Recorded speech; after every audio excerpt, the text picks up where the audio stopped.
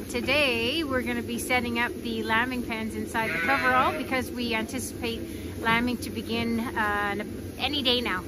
So we have a group of 100 animals in this coverall, and we only lamb in the months of March and May because of the temperature here. This morning it is 21 below zero, and you can see from the breath that comes off both me as I speak as well as the animals as they're breathing and eating. It's pretty chilly today. We've got some issues with water because the water's frozen again, and that's the reason as to why we only lamb this in these 2 months. We do not have a lambing barn that is can provide a warmer environment, and therefore it doesn't work for us. Regarding the pens, we got the 5-foot section, so take a look over here. Each 5-foot section has, well, one end is, here, this one's easier. This end here, so you can see we've got 2 and 2 work to allow us to create 2 pens off this one panel. And then this end here is the end that goes along the walls, and how it differs is that it has just one section there, and that section is going to be placed into that anchor. So Ryan's busy buying water, and Tyler's having a family day. He and his young family are at church attending mass.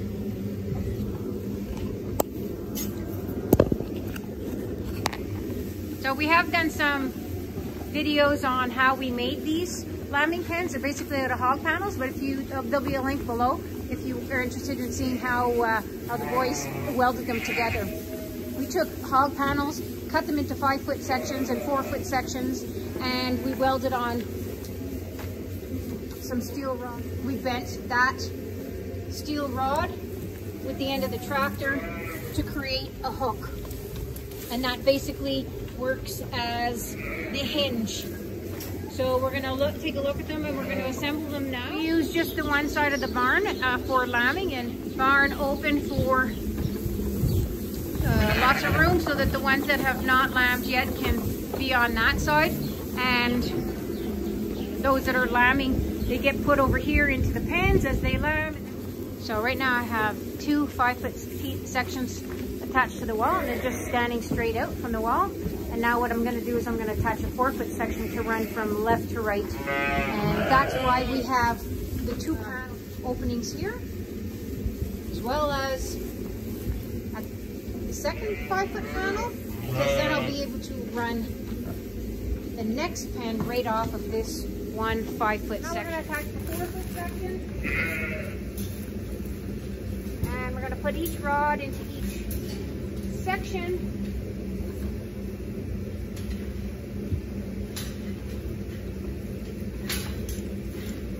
And then the next opposite side, just gotta make sure it lines up.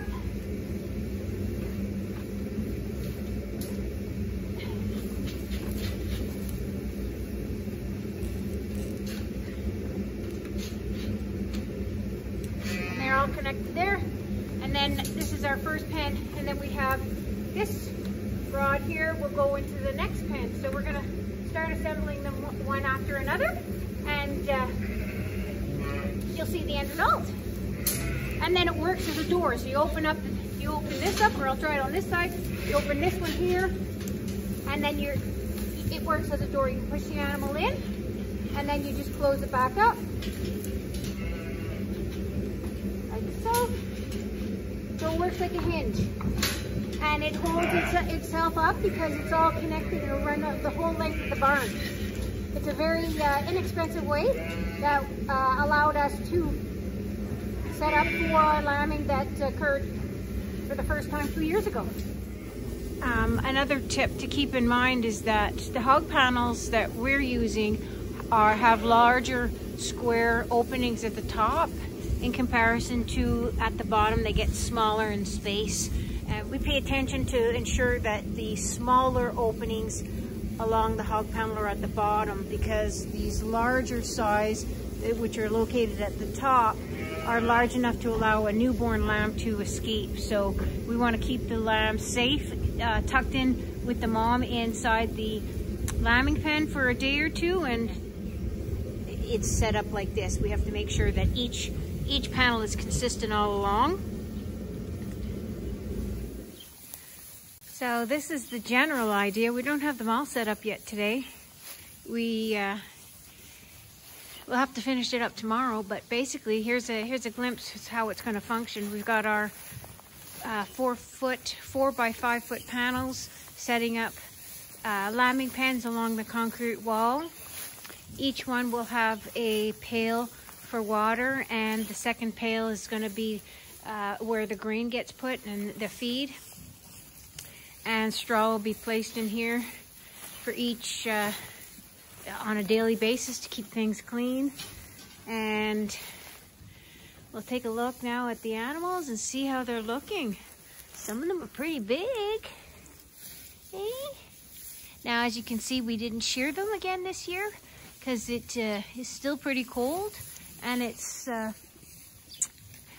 we prefer that they're shorn for lambing, but we crutch them instead for this group that lambs in March, because it can get cold, and the first year lambing in here we had some pneumonia in here, and we don't want to have to relive that. So that's the reason why we don't shear this group. We have our other group that's going to be lambing in May, and they'll be shorn in the next few days.